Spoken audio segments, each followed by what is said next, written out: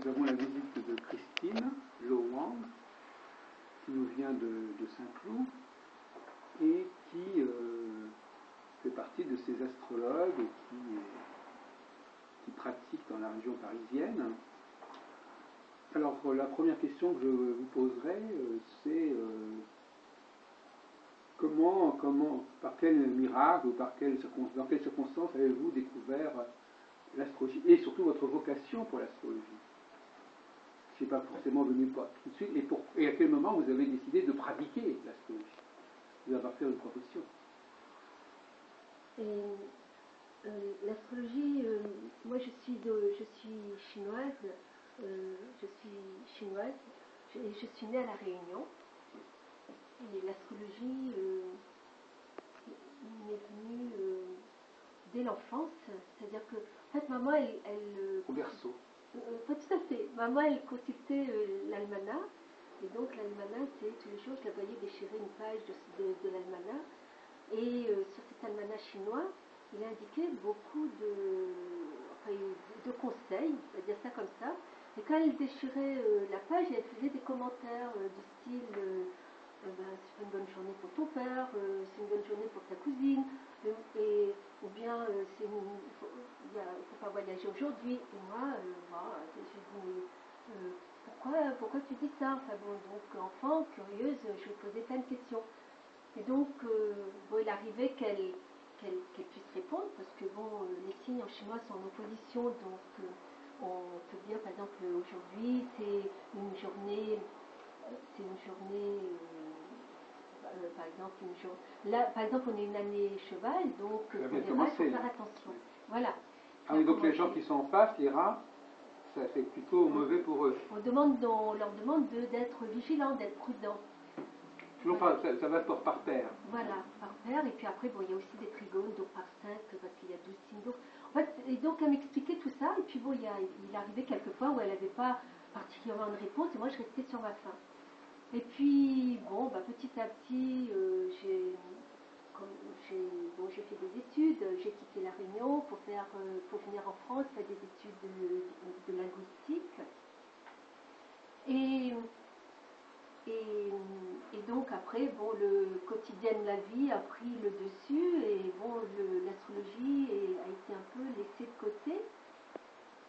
Et c'est quand je suis moi à mon tour devenue mère, et qu'un ami m'a monté le thème de mon fils.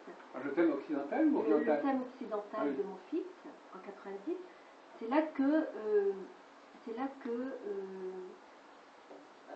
j'ai commencé à me reconnecter à l'astrologie, et puis elle m'interrogeait, et puis j'ai cherché une école, et puis le hasard a voulu que je tombe sur une annonce de l'école Agapé.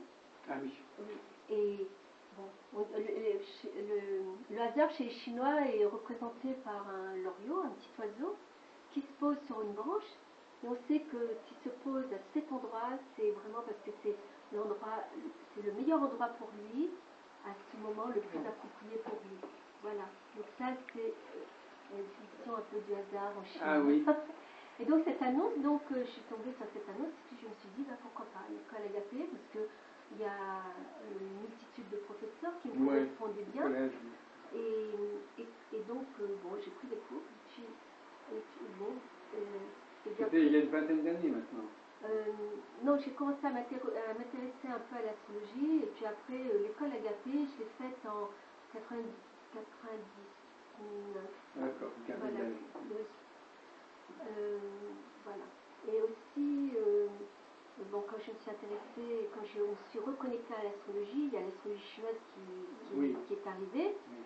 Et donc, par le livre de François Villers sur l'astrologie chinoise, et donc, j'ai contacté François Villers, et puis j'ai suivi des cours avec lui. L'Académie d'Astrologie. Voilà. Oui. Et donc, c'était aussi très intéressant. Et puis, comme d'habitude, il arrive que j'ai des questions, et ces questions sont sans réponse. Donc, petit à petit, j'ai fini par voir un peu avec d'autres maîtres pour chercher des réponses. Et je me suis intéressée à une autre astrologie chinoise qu'on appelle les 4 piliers de la destinée. Karmadec. Voilà, Kermadec.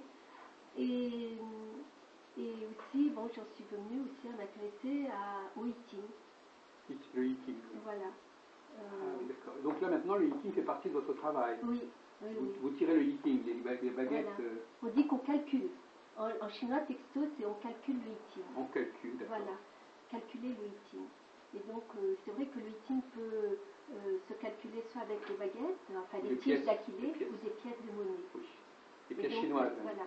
Et donc, c'est un livre, le hitting, c'est un livre de philosophie, c'est aussi un manuel de prise de décision. Et il est à l'origine du hitting équivaut un peu à celle de l'écriture chinoise. Voilà. Donc c'est les hexagrammes, tout ça. Voilà, vous connaissez.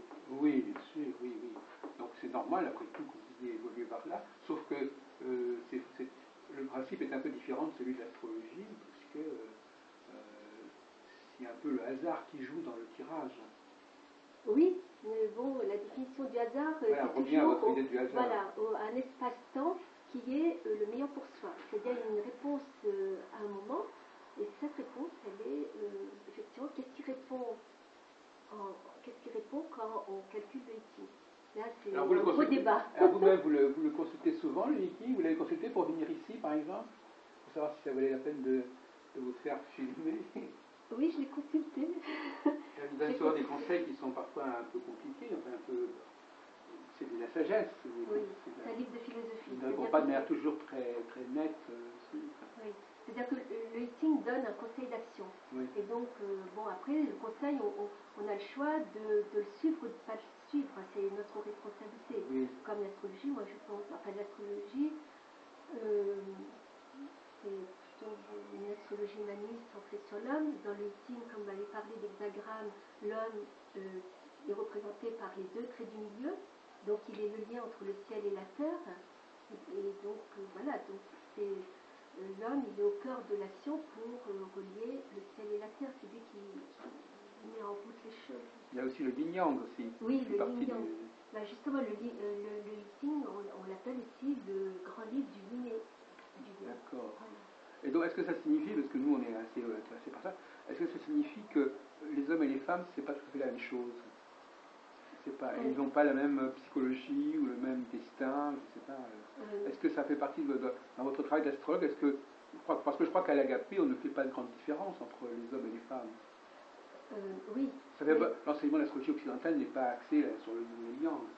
Non, sachant que dans toute personne, chaque... C'est l'animus et l'anima de Jung. Voilà. Le yin et le yang est dans tout, comme l'adré et l'ouvrage d'une montagne. Voilà. Et donc, en chacun de nous, il y a une partie yin et une partie yang, et ces deux parties sont complémentaires et indissociables. Mais néanmoins, tout de même, il y a les hommes et les femmes. Tout de même. Oui, il y a les hommes et les femmes, mais bon, une femme a une partie, on va dire, entre guillemets, je n'aime pas employer les mots masculin-féminin parce que c'est très restrictif. On va dire une partie, alors donc, voilà. À quoi sert l'astrologie alors finalement? Quand on vous pose la question, parce que nous on est quand même aussi, on se met un peu du côté du public. Oui. Quelle image, quelle définition, quel usage vous proposez de considérer pour l'astrologie? À quoi elle sert? Qu'est-ce qu'elle étudie? L'astrologie, pour moi, quand j'ai commencé l'astrologie, pour moi, c'est vraiment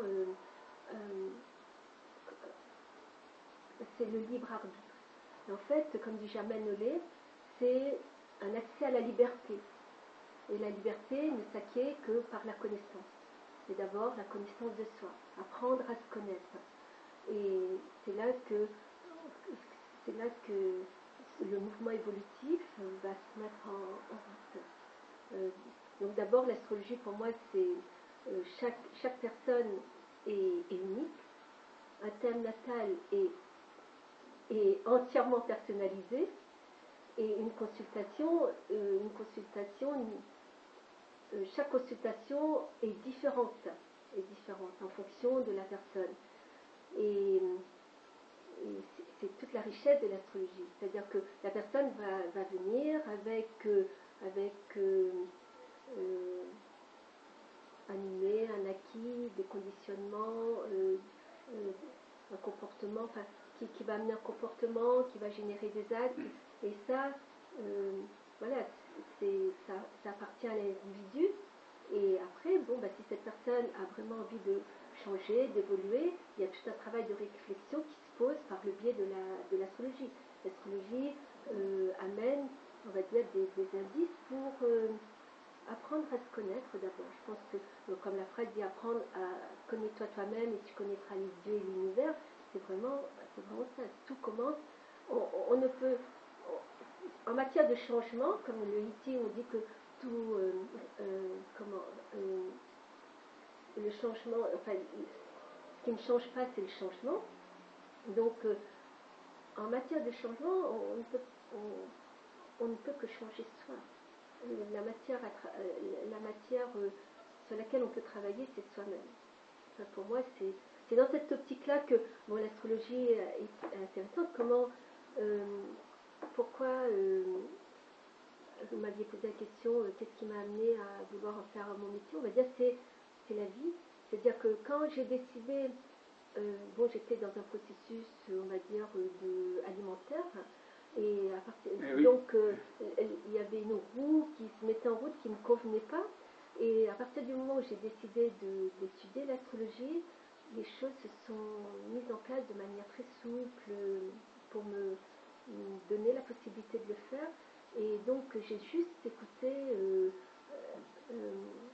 les indices que le ciel m'envoyait. Enfin, là, simplement, effectivement, il y a une foi dans l'invisible. Enfin, parce que pour moi, l'astrologie et l'invisible sont reliés. Alors, l'invisible, c'est-à-dire des guides spirituels, dans l'au-delà. Oui, où il y a quelque chose, qu'on est dans la bonne action, comme je vous ai parlé du Loriot, qu'on est vraiment dans la bonne action au bon moment, quelque chose se met en route. Quelque chose qui est important pour nous, pour notre évolution et pour notre changement. Et c'est là qu'on sait qu'on est dans l'action juste, enfin dans vraiment ce qui est juste pour nous. Oui, la voie juste. La voie juste, oui, voilà. Le Tao. Oui. Mais est-ce que par exemple, vous faites des prévisions, par exemple, et quel genre de prévisions vous faites? Qu'est-ce qu'on peut attendre au niveau de la connaissance de l'avenir quand on va vous voir? D'abord, avant de parler de prévision, il est important pour moi de mettre en place la connaissance du consultant que j'ai en face de moi. Il est important d'avoir un dialogue avec cette personne, de discuter, de mettre en place quels sont ses points forts, quelles sont les qualités de ses points faibles. C'est important que cette personne vraiment prenne conscience de cela avant d'aborder les prévisions. Les prévisions, ce seront en fonction de ces questions. C'est-à-dire que là, il y a un questionnement, effectivement. Si le consultant a besoin d'être rassuré, donc vient me voir. Et à partir de là, pour moi, les prévisions, c'est comme les prévisions météorologiques. C'est-à-dire que là, si on annonce un temps de pluie, un temps d'orage et tout, on ne va pas s'habiller pareil. Un temps de froid, on ne s'habille pas pareil. On ne se prépare pas pareil. Si on a un projet, quelque chose, si on a à mettre en place un projet, vraiment il y a tempête, peut-être que vaut mieux attendre un peu, et puis voir à quel est le meilleur moment pour l'amorcer, le mettre en route. Donc il y a tout un apprentissage, et puis on sait qu'il y a des caractères qui sont plus impatients que d'autres, alors peut-être que pour ces caractères-là, il y a possibilité de comprendre, de se mettre en accord et en symbiose avec son espace-temps. Et alors vous vous intéressez par exemple à la synastrie aussi? Ah oui, la synastrie, pour moi, c'est vraiment quelque chose c'est vraiment c'est très important. La synastrie, c'est toujours parce ce qui est de l'ordre de l'accord, de l'harmonie, pour arriver à une paix et une sérénité, et arriver à faire les choses de manière souple et plus douce, moins en force. Bon. doit être en relation avec quelqu'un d'autre de manière la plus adéquate. Parce que donc la synastrie, c'est important de comprendre l'autre, de pas simplement... on peut, je pense que si... c'est la comparaison de deux thèmes, la synastrie, donc quand on comprend l'autre, il y a plus de tolérance. Enfin, il y a un côté très mathématique dans la synastrie, c'est-à-dire que c'est carrément tel degré de telle planète par rapport à tel degré de la planète de l'autre thème.